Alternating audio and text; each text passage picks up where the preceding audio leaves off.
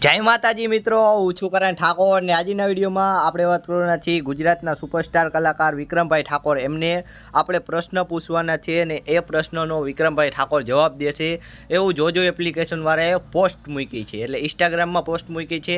એમણે એમાં પોસ્ટમાં લખ્યું છે કે વિક્રમ ઠાકોરને આપણે કોન્ટેક વિથ કલાકાર, એટલે વિક્રમ ઠાકોરનો કોન્ટેક આપણે જોજો એપ્લિકેશનમાંથી જ થઈ જશે.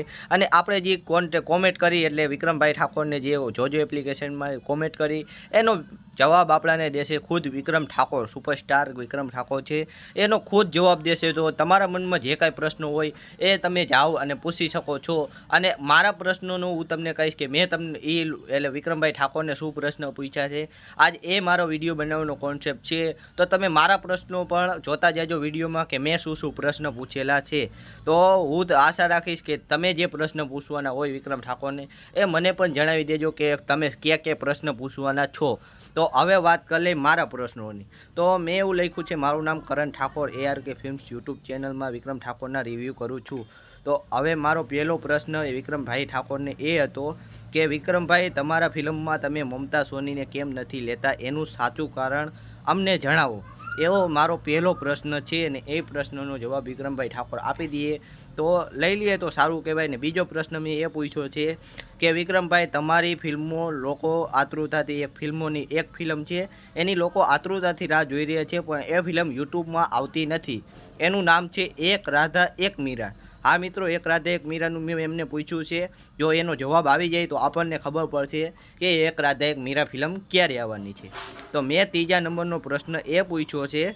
હવે ત્રીજા નંબરના પ્રશ્નની વાત કરી. ત્રીજા નંબરનો પ્રશ્ન એ પૂછ્યો છે કે વિક્રમભાઈ, તમને નથી લાગતું કે આપણી ગુજરાતી ઇન્ડસ્ટ્રીમાં ફેરફાર થવો જોઈએ?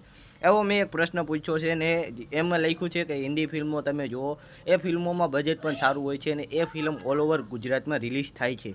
તો એવી રીતે મેં પ્રશ્ન પૂછ્યો છે કે જેવી રીતે એ ફિલ્મો ઓલ ઓવર ગુજરાતમાં રિલીઝ થાય એવી રીતે આપણી ફિલ્મો પણ રિલીઝ થવી જોઈએ.